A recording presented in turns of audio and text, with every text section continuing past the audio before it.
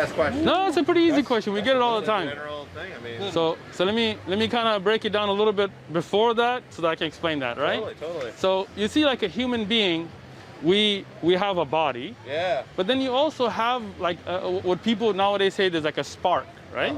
So this is what we would consider your ruh, your soul, right? And you know how like sometimes you meet somebody and you kind of like feel like you've already met them, like you kind of you take to them real easily, right? Like you I feel vibe with them. like you vibe with them, right? Yeah. So Islam explains that. Because the Prophet Muhammad, peace be upon him, told us that we were arwah, we were souls, right? And we were at a different existence where we were just souls, no bodies, right? And many souls met each other, and that's why sometimes you meet somebody and you vibe with them right away, and sometimes you meet somebody and you're just not, you know, it's not clicking, right? Right. So then those souls, they transitioned from that life into the womb of the mother, right? And that's a whole different life. Like if you think about it, it's a whole different existence. Like look how you right now you breathe in through your nose, your mouth, you're breathing in air. When you were in the womb, you were taking in liquids, but you were getting the same oxygen, right? You eat right now, you got teeth, you take a good sandwich, you bite it up, right? But in the womb, you got a tube that was feeding you, right? You didn't see other people, you didn't talk. I mean, imagine if I told you like you're gonna come into a world and people are gonna be dressed up like furries or whatever that is, right? You're gonna see, it would be hard to believe, right? Like think it through, like it would be hard, like what? Like I'm in this little place and this is all life is. Like to a baby inside the fetus, it can't imagine, right? But then you pass through that phase and you die from that 9-month life and you come into a new life.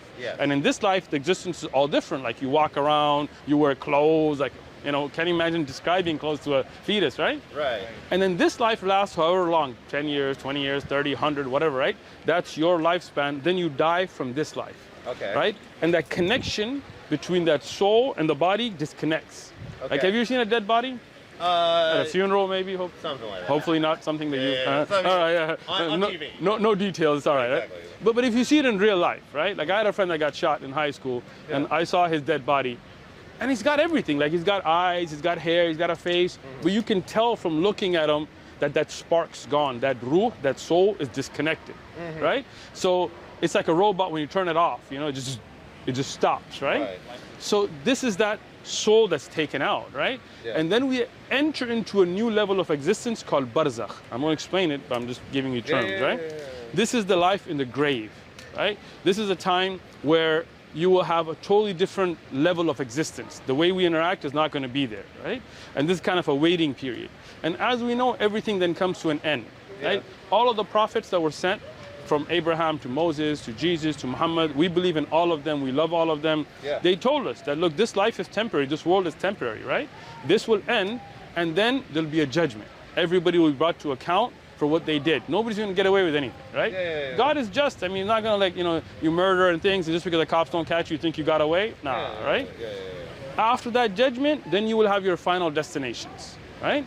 That's another level of existence now. Now that life of the grave, the barzakh, is finished. Now you have what we call the akhirah, the hereafter, right? Totally different. Now, just like if we went to the fetus and tried to explain it, all we could do is give examples. Like we can't really tell a fetus what is clothes. We can be like, well, it's kind of like your skin, but you can take it off. And we're like, well, you know, right? So those prophets that were given that revelation from the Creator who made us, then come and tell us about that hereafter, right? Like there's paradise, there's everlasting life, you get to live a good life.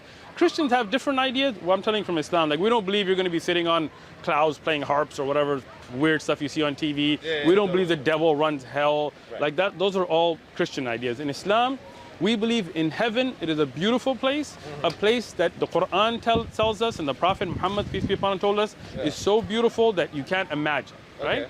So all we can get is similitudes, like, okay, there'll be trees, there'll be rivers, there'll be beautiful places, there'll be birds, but again, it's something you couldn't really imagine from the things of this life, right? No ear has heard such a thing, no mind has thought of it, no eye has seen it.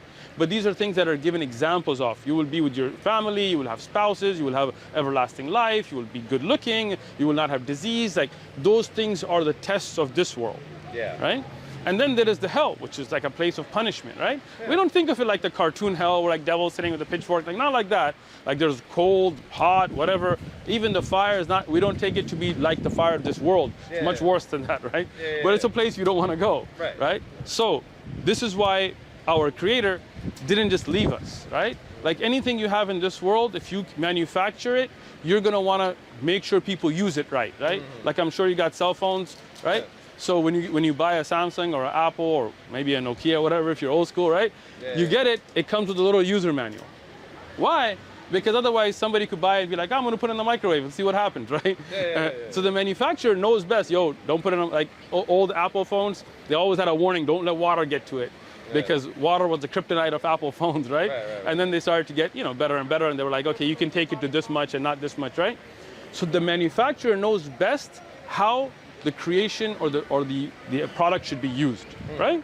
So we believe that our creator, right? We don't believe that we just came out of nowhere. Like that doesn't, like anybody who says that doesn't really think that, right? Because if you think it through, how could that be? Right? Like you're a logical, questioning, intelligent man. Like, so think about this. Like if I told you that everything here just appeared over billions of years, nobody had anything to do with this. Like this Quran, nobody printed it. These letters, everything just came by itself, right? If I told you this table, we didn't bring it today in a car. It just over billions and trillions of years, grains of sand, made a table, made this sheet, made all these, made this cover, made this writing. No, nobody would believe me, right? Right? Well, the human body is more complex than this. The atmosphere is more complex than this. The world is more complex. It's in better precision than this. So how can you say this just came out of nowhere? Nobody guides it, nobody develops it. We don't, like, even evolution, well, who evolves? Who's the one controlling the evolution, right? If you say random selection, that makes no sense. Think of it, right? If I give you a piece of paper and an ink pen, and I just saw you just start randomly throwing ink at it, over a gazillion years, you'll never get Hamlet written out exactly the way it should be, right? You will get different patterns, but you're not gonna get Hamlet, right? Look at your body and how precise it is. You see these eyebrows? If you didn't have these eyebrows right here, you couldn't walk in the sun. I had a friend, he was barbecuing, burnt off his eyebrows. He found out the hard way, right? You can't walk around. Like, look at who put, like, how did that randomly happen, right? If we had random mutation, then you would be randomly growing a horn or randomly growing wings, right?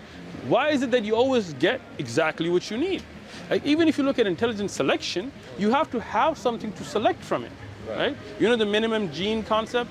You have to have a certain number of minimum genes. Well, the idea of evolution is you came from a single gene. Well, that's impossible. Scientifically, no organism could survive, right? So we believe there is a creator, and that creator created us, and he made these stages of our life, and then he gave us the guidance we need to pass through these stages successfully. Fucking, wow, sorry, part of my friend. It's all right, go ahead. That was pretty, wow. Good? You like? That was like very thorough, bam, bam, bam. That was great. Excellent. Well, you have the Quran. I'll Take this. This is a rule. Honestly, I'm gonna just stick with this. You sure?